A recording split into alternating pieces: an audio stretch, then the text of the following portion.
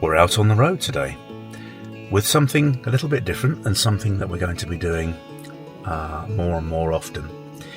I'm at somewhere called Chard Reservoir and Nature Reserve, just on the outskirts of a town in the south of Somerset that's got, let's say, being reasonably politically correct about it, has a mixed reputation, but the reservoir and nature reserve that we're going to have a very quick wander round is certainly one of the little jewels here. The last time I was here, it's turning into autumn now. The last time I was here on my own was, I think, July, and it was, to say considerably warmer than it is today is an understatement. Although I've got my collar turned up, I don't know that it's going to do much to fight off the oncoming autumnal chilliness. Last time I was here, as I mentioned, I think it was about 20 degrees warmer than it is today. So let's see how we go. So we're outside.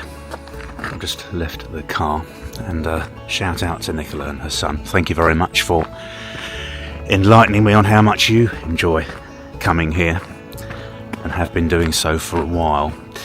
The reservoir itself, from memory, I've done a little bit of reading up on it, was first established in 1842 to supply water for the Chard Canal, but the Chard Canal was no longer used, and I don't know whether it was completely abandoned, but it was not longer required from, I think, 1868. So the railway had arrived, so there was no need to transport things to this neck of the woods using that particular method. So before I head further down to show you what the reservoir actually looks like, it's an 88-acre site. There's a vast array of different types of biodiversity here. You've got your woodlands, your grasslands, your reed beds, and with the proximity of water as well, it's a wonderful place for all number of different types of creatures, and especially insects in the summer.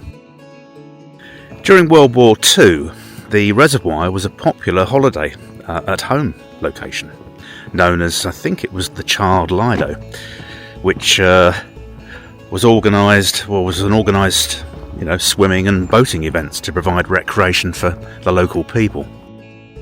And in the modern day, whilst some of the areas here are a little bit uneven, generally many of the paths are pretty well surfaced, as you can see, and well maintained and cleared, and also, I suppose, accessible for wheelchairs and sometimes youngsters get on their scooters and bikes and things. So there really is a lot to be seen and enjoyed here. Just stumbled across this. This is a new creation. This wasn't here when I came last time.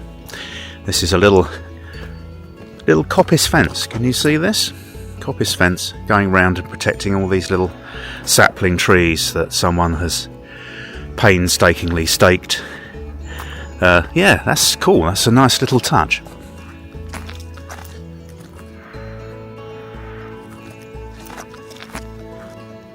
And according to the sign that I won't show you here, it's got a little bit faded with the sun in the summer, but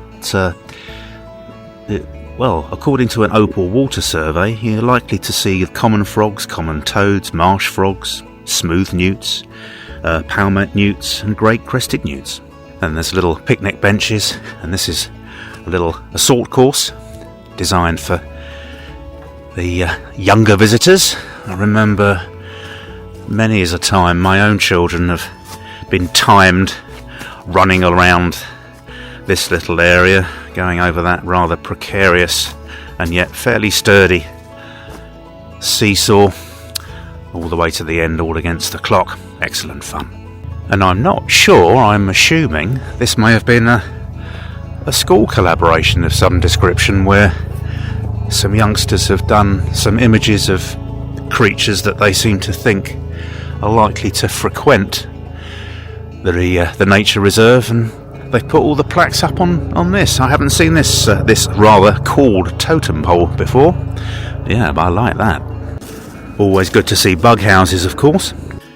And as we enter the conservation area, where it's encouraged people don't bring dogs so as not to disturb the extra wildlife in here, I did a little bit more research as to what sort of went on at the reservoir after it was kind of decommissioned, and it was part of the sporting estate for the Earl Poulet.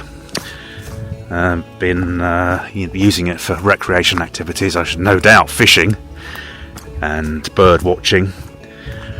I guess maybe a bit of boating, who knows.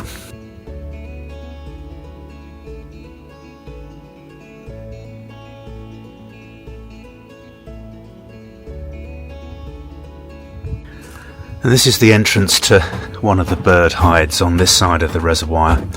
I'm only having a very, very, very brief wander today. I will come back again to cover things more and hopefully hook up with the park warden, Nuggy I think his name is, which I'm looking forward to.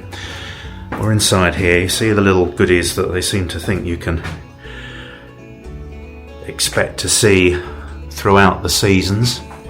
And this is rather lovely as well. You can see on here we've got daily sightings.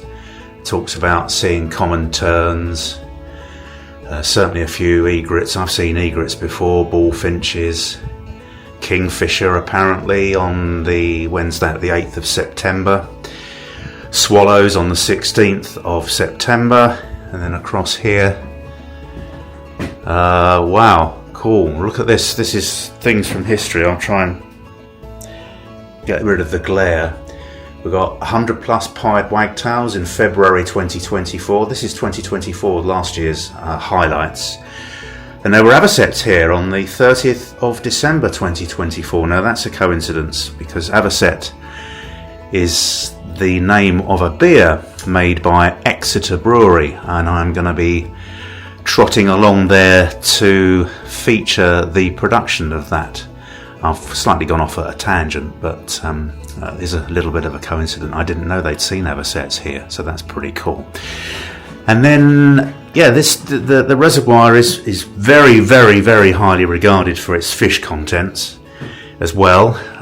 None of those are actually listed on here, but I know there's some monster bream and some very nice roach, and I think there should be a few rather enormous, if you can see them, some carp down here. Be a bit careful not to drop the camera in.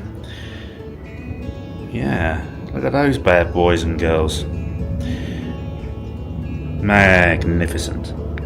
And during World War II, the reservoir was known as the Chard Lido, where people would come, sort of a holiday at home destination really, and partake in boating and other recreational activities, which must have been a bit of a godsend, I should think. And before we head off back to the car, I know I haven't probably done anything like justice to showing you around, but I just wanted to give a flavour today in this first kind of introductory piece. This area here in particular is probably my favourite during the summer, because you can tell even now, not that long into the afternoon in October, it's pretty dark in here, and it was lovely and cool in here during that wonderful summer of 2025. And before I head back to the car, it's just suddenly dawned on me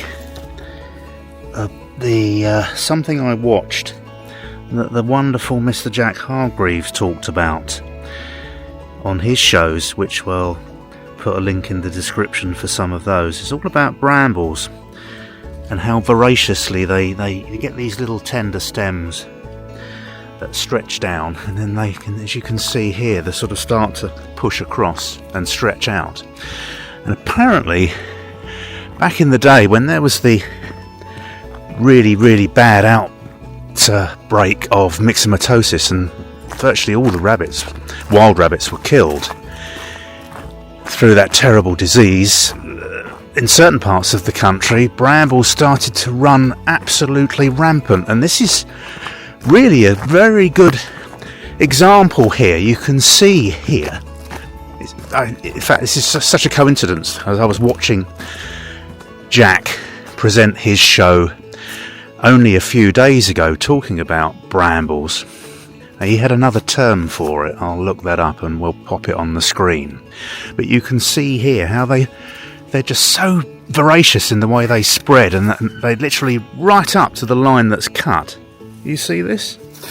Otherwise they basically take the whole place over. Absolutely astonishing. Because Jack explained basically that the rabbits would eat the soft, tender little ends or entrails of the brambles, and that would just stop them in their tracks, sort of around the boundaries of the burrows of where the rabbits were living. So I'm going to head back to the car. There are 2 car parks. It will be the most likely way people will arrive here. It's 1 car park either side of the reservoir. The reservoir kind of lends itself to that. It's certainly wider than it is one way than the other. It's the best way of putting it. It's a sort of a octagonal shape. But check it out. I'll catch you when I'm back in the car. So, I'm back in the car. Only really touched the tip of the iceberg today, actually, to coin a phrase, at the Chard Reservoir Nature Reserve. But it's a nice spot. If you live in this part of the southwest, do check it out. And a big thumbs up to those that keep it in order. I will try and come back again with a slightly less ad hoc presentation in the not too distant future with the people that manage the place. But thank you for tuning in, and until next time, bye for now.